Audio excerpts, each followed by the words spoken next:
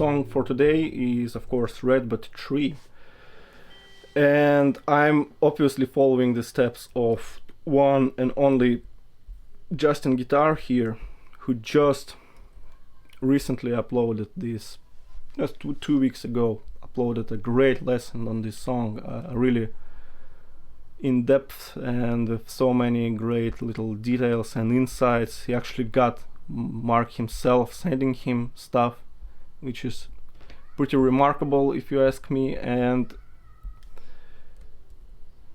in this video I'm going to discuss basically how I would approach the song, because there's always a different approach from different people, and I'm going to talk about how I approach the rhythm for the song and how I hear it and how I think goes basically. So first I'm going to talk about rhythm. So I have a little problem with how people usually approach rhythm in this song, because usually it happens something like bass, down, up, down, up, bass, down, bass, down.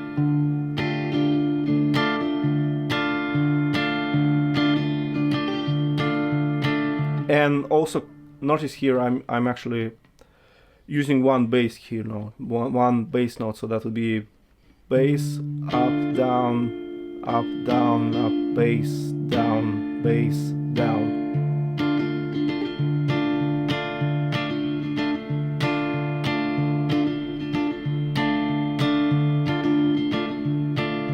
So my approach is completely different.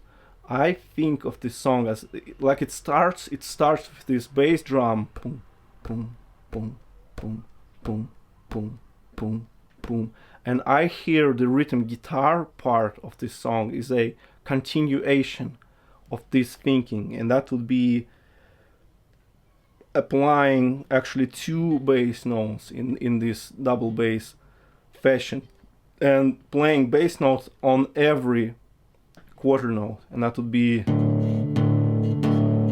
So what I do here is I play this thumb or the top thing, F sharp here, and B minor underneath, and it creates this kind of double bass thing. And I also hit two strings at once with my thumb, and it continues this.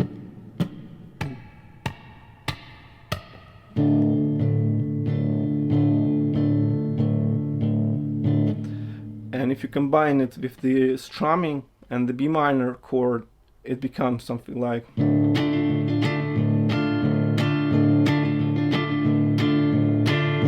With this huge sound.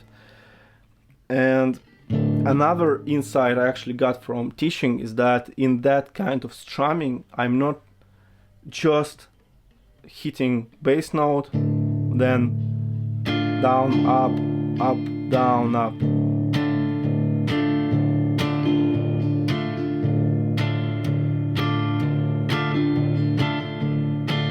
It's not as simple as that. So what I actually do is I start with the thumb on the string, then I press on the string, then I release the string, and while I'm doing it I'm sort of bounce off the string, if that makes sense. And then I come back with the downstroke, I put my thumb back on the string, and my thumb now is ready to play the next huge downstroke.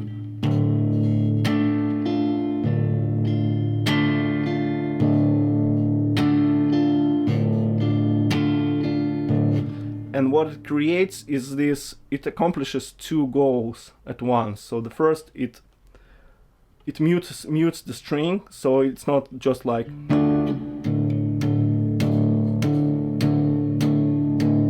It mutes the sixth string. And creates this more of the bass drum type of thing. Because it has this fast attack and it releases pretty quickly, and that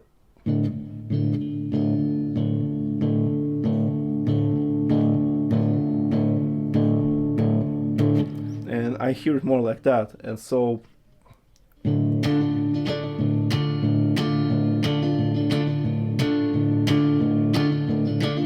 as for strumming, I see it like a combination of basically two types of strumming. It's either 8-note strumming or 16th note strumming. So I'll put here the verse structure, and that's the whole verse, by the way. And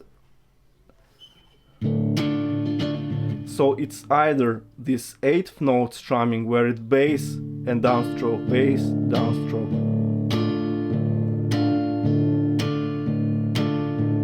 And you can play the whole song like that.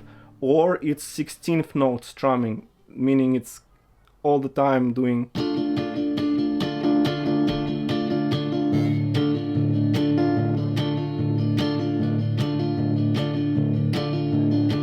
and combining the 16th note strumming with the bass.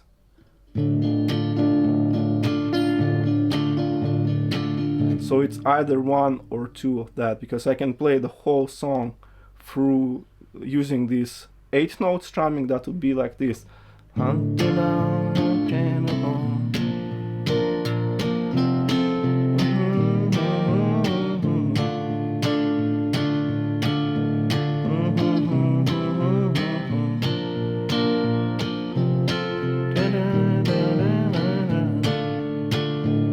Or I can play the full song with the 16th note strumming, and that will be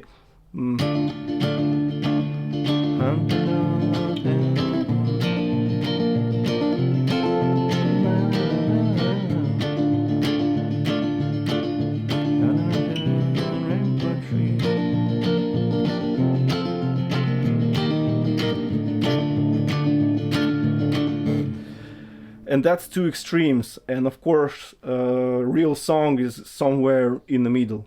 So for instance, in the intro it's 16th notes and then 8th notes,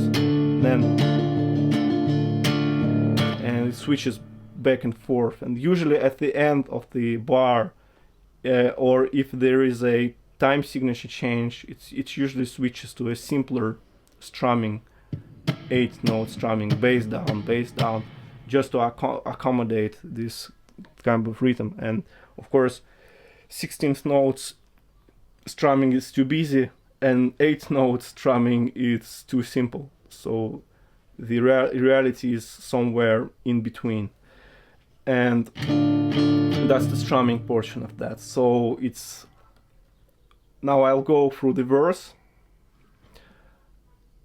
and you can see how this bass note, double bass thing really suits the song. So that will be on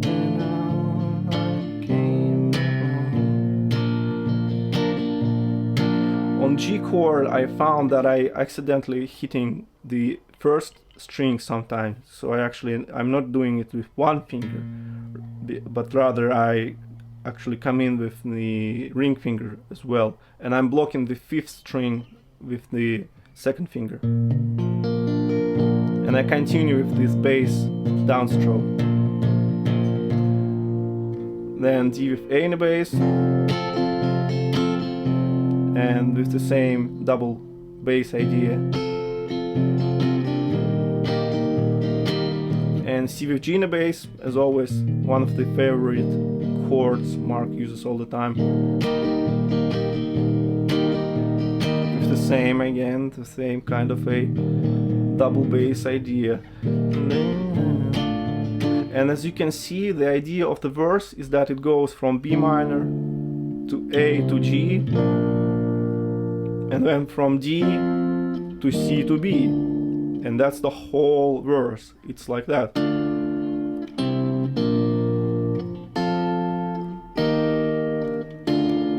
And you can think of it as the bass moving.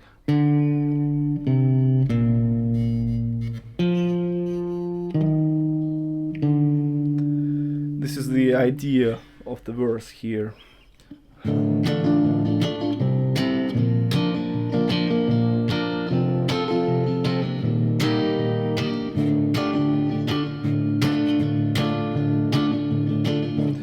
As for fingers, I'm usually playing either the 3 fingers, so that's a 3-finger downstroke, or sometimes 2 fingers downstroke, but never 1 finger.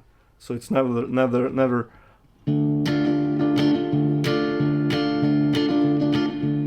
At least that's how I approach the song. You can compare the sound if I play single bass and single finger downstroke. That would be.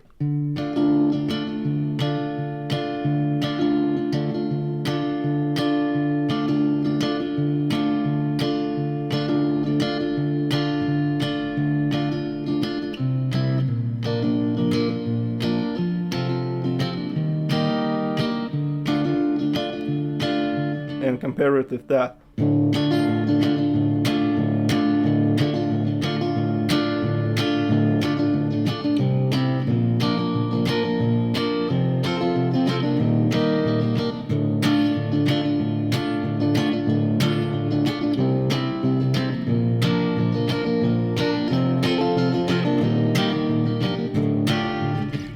I don't want to stop playing that, and actually I hit the first string accidentally here, but I think I should press harder with the first finger here to either play this note or mute it. I think it's easier on the acoustic guitar, but anyway. So that's as far as strumming goes. So strumming with 3 fingers, applying this double bass note, and playing a lot of slash chords. And the actual verse is not as tricky as it seems, as it's easier to count. And again, by using this thumb technique, you can actually count the whole verse. That would be 1, 2, 3, 1, 2, 3, 1, 2, 3, 4, 1, 2, 3, 4, 1, 2, 3, 4, 1, 2, 3, 1, 2, 3, 4, 1, 2, 3, 4. And just like Justin said in his lesson, that it makes more sense to actually see it in action in the song, because the song is remarkably easy in the sense that you can see there it's only got 1, 2, 3 verses and 1, 2, 3 choruses. So it's only 3 verses and 3 choruses and the solo. So it's not that hard to follow actually. And I also wrote it down on Ultimate Guitar as always, and you can follow the changes here pretty clearly. So that would be hunting down I came upon a place of ferns and grass.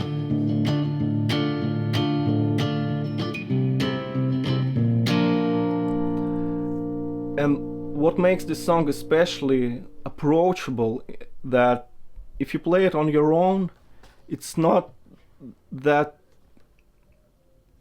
devastating to miss a beat or add an additional beat. Because, for instance, the previous song, Dream of the Drowned Submariner, if you, for instance, play additional beats or do the opposite, for instance, miss a beat or something, and if you play with somebody, with clarinet for instance, and you just miss,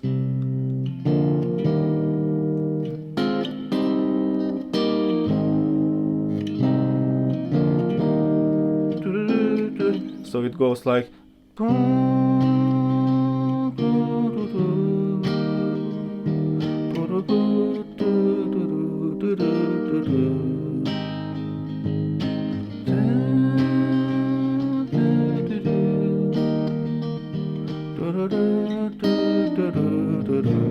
and if you miss one single beat here, the clarinet just goes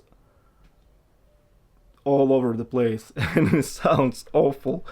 So that's crucial to get the timing just right in this song. Whereas in Redbud Tree, it's not that crucial, and it's kind of open to experiments, and especially even with my sort of technique with thumb over the top, you can actually play it like that, for instance.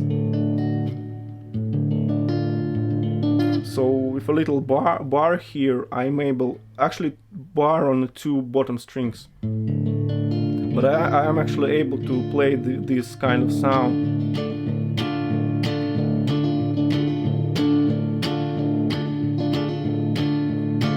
Without the need for thumb over the top, and I can play the whole song like that.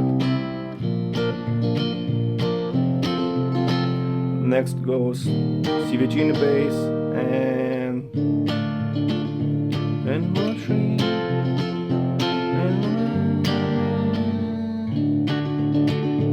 That chord is pretty tricky, but we need to talk about the chorus. So the chorus is even simpler than the verse. So as you can see, the verse is like this two-part thing,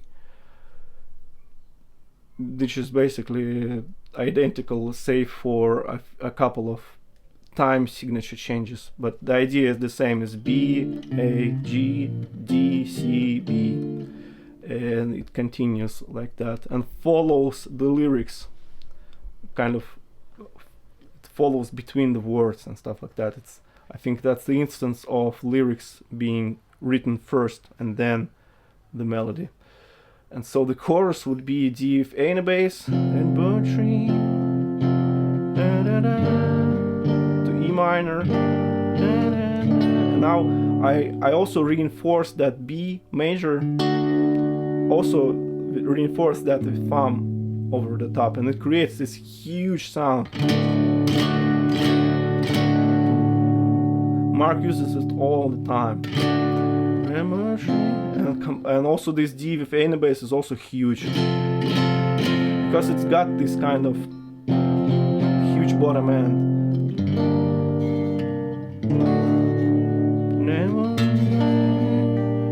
And this chord I hear more like, or at least C more like E minor with G in the bass, because harmony kind of suggests that. So that would be Redbud Tree, Redbud Tree, Redbud Tree.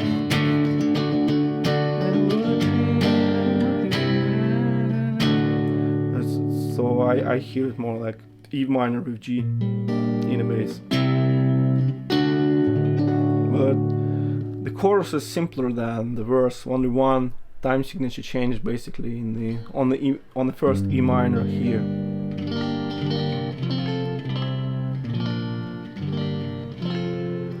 So yeah, I think I discussed everything I wanted to discuss in this song. So that would be a right hand strumming with 3 or 2 fingers, then this double bass thing, really complicated technique with muting strings and trampoline from the strings. So that's part of the story here. Also a use of slash chords, of course, because Justin said that don't worry about slash chords and don't focus too much on these chords. And this is exactly what I spent these 20 minutes. It's basically discussing slash chords all the time. But as I said, Justin's lesson takes you through 95% of the song, and I can only contribute to 1% tops. And so hopefully I gave you some additional thoughts here to take this song even higher.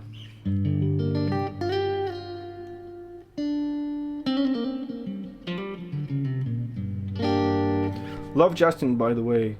Just it's pretty remarkable how you can build this whole universe about this guitar teaching thing, because it's quite remarkable. I follow him for 15 years probably, something like that. It's as they say, you can't live for that long. I think it's ridiculous, and that alone worth, I think, applause and infinite respect.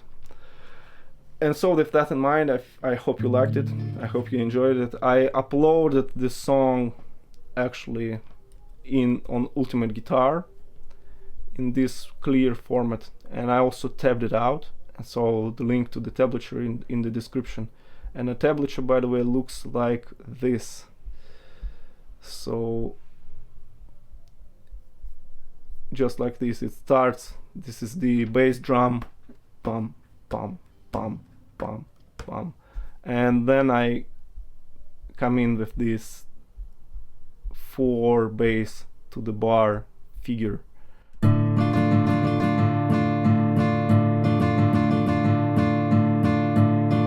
And another thing to point out, I'm still not finished there. This double bass thing, it's not like it's in your face like that all the time. It's not like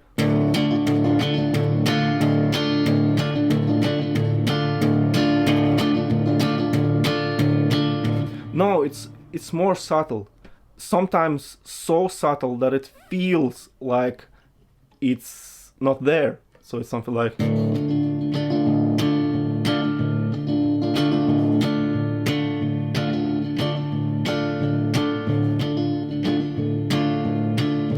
but it's still there. It's either in the form of thumb on strings or thumb hitting other strings, because in this kind of strumming you can hit other strings as well.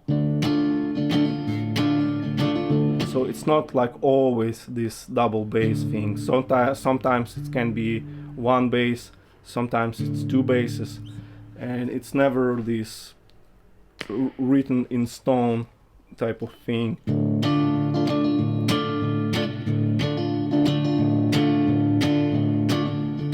But I think this strumming suits the song better, and you're not constantly thinking about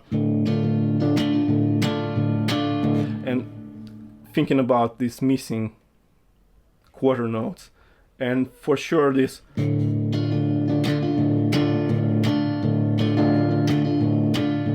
long notes are for sure not suiting the song right. And I think that's what means by serving the song. You find the best possible way to play the song.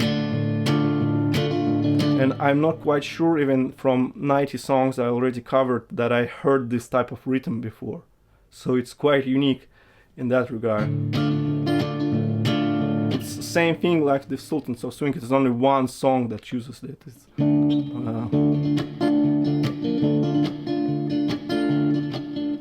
That's only one Mark song that uses this kind of double upstroke thing, and so same here. I never heard. Privateering comes pretty close with its rhythm, something like